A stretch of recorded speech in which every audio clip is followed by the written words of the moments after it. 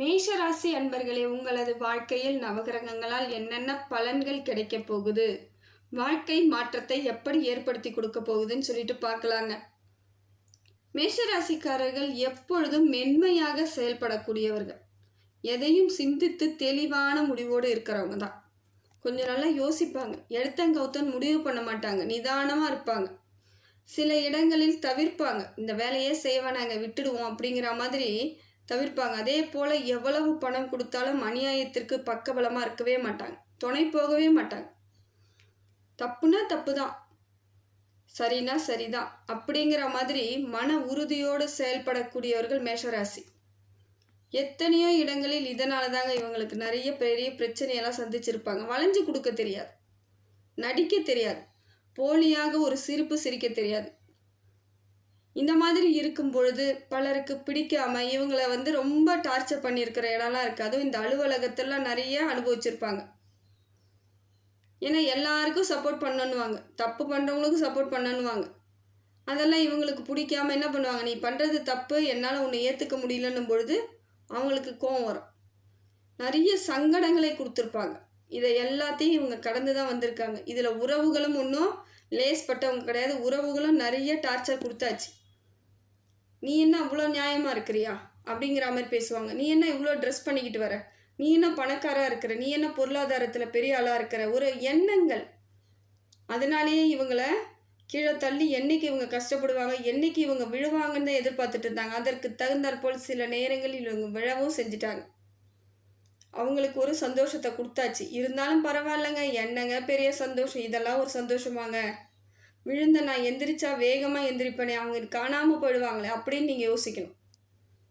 அதுதாங்க நல்ல ஒரு மனுஷனுக்கு இயல்பான தன்னம்பிக்கைன்றது இதுதான். இப்படிப்பட்ட மேஷ ராசிக்கு கிரக நிலவரம் எப்படி இருக்குன்னு பார்த்தா நல்லா இருக்குங்க. எல்லாம் சரியாகக்கூடிய இடத்துல தான் இருக்குது. இனி பிரச்சனைகளுக்கு எல்லாத்துக்கும் ஒரு விடுகாலம் வந்துருச்சுங்க, முடிவு கிடைச்சிருச்சு. என்னங்க சொல்கிறீங்க, 7.5 சனி வந்திருக்கு, இப்போ போய் எனக்கு பிரச்சனை முடிஞ்சிடுச்சு சொல்கிறீங்க. இல்லைங்க, 7.5 சனி வந்தாலும் உங்களுக்கு நல்ல அமைப்பில் தான் இருக்குது. பிரச்சனைகளை பெரும்பாலும் உங்களுக்கு இல்லாத அளவுக்கு தான் இருக்குது. ஏதோ ஒரு சின்னதாக ஒரு அதோட கூர்மையை காமிக்கும். அதனால் பெரிய பாதிப்புகள் உங்களுக்கு கிடையாதுங்க. மேஷ ராசிக்கு ராசிநாதன் யாருன்னு பார்த்தீங்கன்னா செவ்வாய் பகவான்.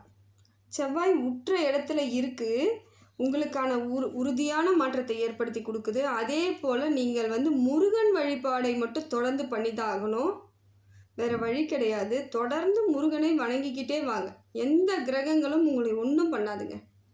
முருகனுடைய வேல் எல்லாத்தையும் சரி கட்டிடும். அப்படி ஒரு அம்சத்தில் தான் இருக்கிறீங்க. வண்டி வாகனம் வாங்கிறது, இடம் வாங்கிறது, வீடு கட்டுறது, இதையெல்லாம் செய்யலாம்.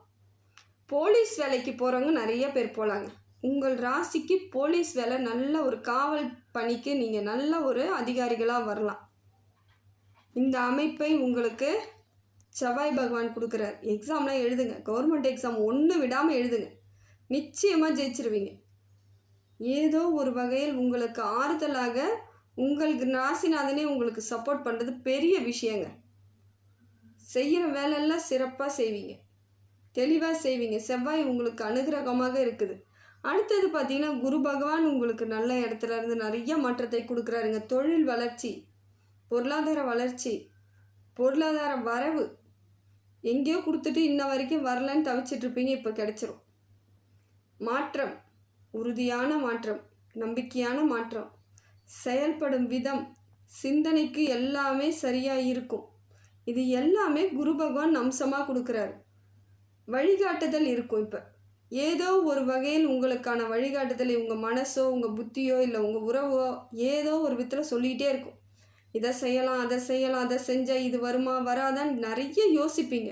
இதை குரு பகவான் உங்களுக்கு கொடுத்து இனி வரக்கூடிய காலங்களில் தெளிவான அமைப்பை ஏற்படுத்தி கொடுக்குறாருங்க.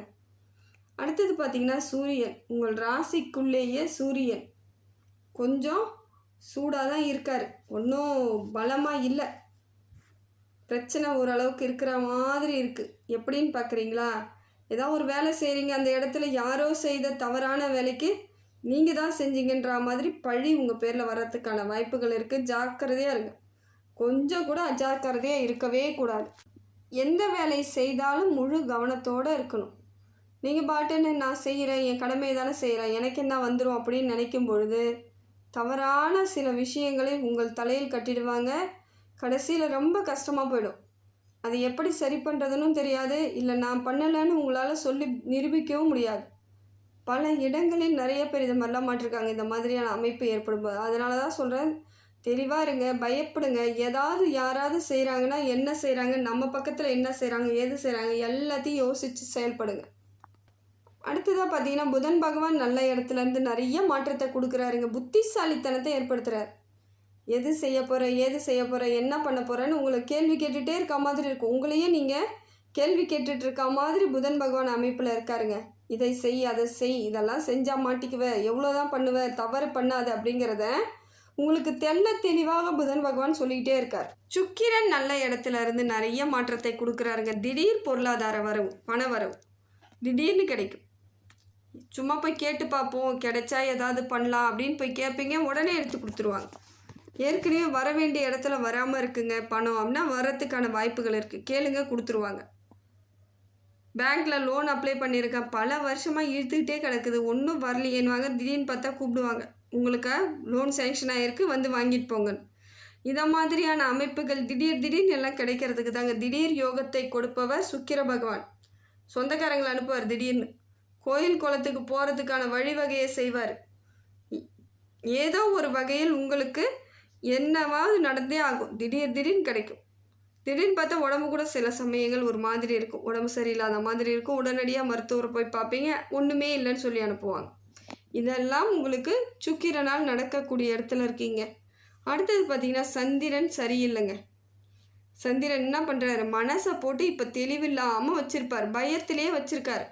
ஒரு பதட்டத்திலே இருப்பீங்க, எதாவது நடந்துருமோ, 7:30 வருதே, நான் எதாவது பண்ணிடுமோ, அந்த கோயிலுக்கு போகலாமா, இந்த கோயிலுக்கு போகலாமா, நிறைய சிந்தனைகளை ஏற்படுத்திக்கிட்டே இருப்பார்.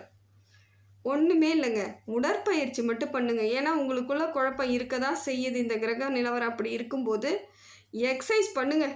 தினந்தோறும் எழுச்சி, அது ஆணாக இருந்தாலும் பரவாயில்ல, பெண்ணாக இருந்தாலும் பரவாயில்ல, எக்ஸசைஸ் பண்ணிக்கிட்டே தான் இருக்கணும். பலகீனமாக ஆகாமல் இருக்கணும்னா இது உங்களுக்கு தேவையான ஒன்றுங்க. அடுத்தது பார்த்திங்கன்னா, சனி பகவான் உங்களுக்கு ஏதோ ஒரு விதத்தில் உங்களுக்கு கொஞ்சம் ஒரு மாதிரி இருக்கார். இருந்தாலும் பொருளாதார வரவு இருக்குது, நல்ல அமைப்பு இருக்குது, தொழிலெலாம் நல்லா இருக்குது, படிக்கக்கூடிய பிள்ளைகள்லாம் நல்லா தான் படிப்பாங்க, மதிப்பெண்லாம் சரியாக தான் எடுப்பாங்க.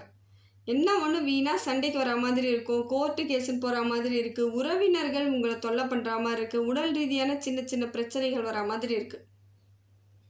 இம்மா நாளாக கம்முன்னு கடந்த உறவினர்கள் திடீர்னு ஒரு நாளைக்கு என்ன காரணம் தெரியாது உங்கள்கிட்ட பிரச்சனை பண்ணுவாங்க. இதையெல்லாம் இயல்பாக நடக்க வைக்கிறதுக்கு சனி பகவான் இருக்கிறார். தொட்டது துளங்கணும் அப்படின்னா சனி பகவானை நீங்கள் வணங்கித்தான் ஆகணும், வேறு வழி கிடையாது.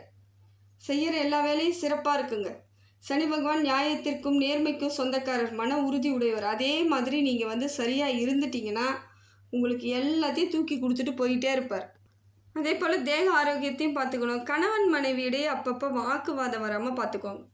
சின்னதாக ஏதாவது ஒன்றா கோவப்படக்கூடாது, கோபம் வரதான் செய்யும். சனி இப்போ அப்படி இருக்கும் பொழுது, விரயமாக இருக்கும் பொழுது அப்படி தான் இருக்கும். விரயத்தை மட்டும் ஏற்படுத்திக்காமல் இருக்கணுங்க.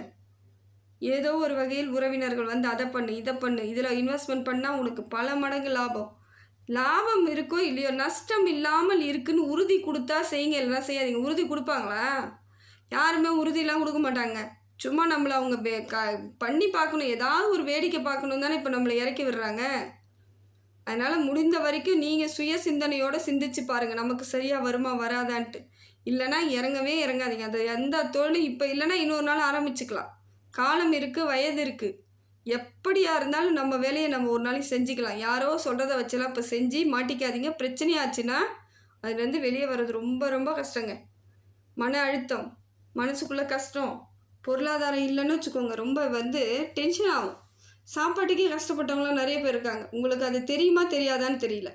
நிறைய பேர் 7:30 விரையச்சனி அப்போ சாப்பாட்டுக்கே கஷ்டப்படுவாங்க. காரணம் என்னென்னா, ஏதோ ஒன்று நான் செய்கிறேன், அதை பத்திரமா பாதுகாக்கிறேன்னு சொல்லிட்டு இறங்கியிருப்பாங்க. எல்லாத்தையும் இழுத்துட்டு போயிடும். மேலும் கடன் வேற சேரும். அதனால் இப்போ இருக்கக்கூடிய காலகட்டத்தில் பொருளாதார விரயத்தை சுத்தமாக பண்ணாதீங்க. எது பண்ணுறதா இருந்தாலும் இடுக்கி வச்சு தான் ஆகணும், பிடிச்சி வச்சு தான் ஆகணும். டக்குன்னு கட்டி விட்டீங்க, ஃபுல்லாக கொட்டிடும், ஒரு பைசா நிற்காது. அதனால் இந்த காலகட்டத்தை கொஞ்சம் தெளிவாக பார்த்துக்கோங்க. அடுத்தது பார்த்திங்கன்னா, ராகு கேது உங்களுக்கு நல்ல இடத்துல இருக்காருங்க. கேதுவால் ஆன்மீக சிந்தனைலாம் வருங்க. எந்தெந்த கோவிலுக்கு போகலாம், எப்படி போகலாம், யார் யார் போகலாம், வரீங்களா எல்லோரும் போகலாம் அப்படிங்கிற மாதிரி அதே எண்ணத்தோடையே இருக்கக்கூடியவர்களாக மாறிடுவீங்க. இப்போ ஏதோ ஒரு விதத்தில் உங்களுக்கு இறை நம்பிக்கை வந்துடும். அடுத்ததாக பார்த்தீங்கன்னா, ராகு நல்ல இடத்துலேருந்து நிறைய மாற்றத்தை கொடுக்குறாருங்க. பொருளாதார வரவு கொடுக்குறார், தன்னம்பிக்கை கொடுக்குறார், தெளிஞ்சி துணிஞ்சி நிற்கிற அளவுக்கு ஒரு வைராக்கியத்தை கொடுக்குறார். இதெல்லாம் சிறப்பு தான், தவறு கிடையாது. இந்த காலகட்டத்தை மட்டும் நீங்கள் சரியாக பயன்படுத்திக்கிட்டிங்கன்னா எல்லாமே சரியான அமைப்பில் தாங்க இருக்குது. மேஷராசிக்கு இதுக்கு மேலே உங்களுக்கு பெரிய பிரச்சனைகள் எதுவும் கிடையாது. 7.5 இருந்தாலும் கவனமாக இருந்து மட்டும் பாருங்கள், உங்களுக்கு எந்த குறையும் கிடையாதுங்க. ஹனுமன் வழிபாடு தொடர்ந்து செஞ்சுக்கிட்டே வாங்க, முருகர் வழிபாடு தொடர்ந்து செஞ்சுக்கிட்டே வாங்க. இது ரெண்டும் உங்களுக்கு வாழ்க்கையின் பெரும் பகுதியான பிரச்சனைகளை முடிச்சு கொடுத்துருவாங்க. பிரச்சனையே இருக்காது. அப்போ நிறைய இடத்துல உங்களுக்கு நிம்மதி கிடைச்சிரும். நிம்மதி இருந்தாலே போதாத வாழ்க்கையில், அது இல்லாமல் தானேங்க நிறைய பேர் கஷ்டப்படுறாங்க. அதனால் இந்த காலகட்டத்தை நீங்கள் சிறப்பாக பயன்படுத்தி கொள்வது உங்களுடைய கையில் தான் இருக்குது. கடவுளின் அனுகிரகம் முழுசாக உங்களுக்கு இருக்குது. இருந்தாலும் நீங்கள் அதை சரியாக பயன்படுத்திக்கிட்டிங்கன்னா அதோட எல்லா பலனையும் அடைஞ்சிடலாம்.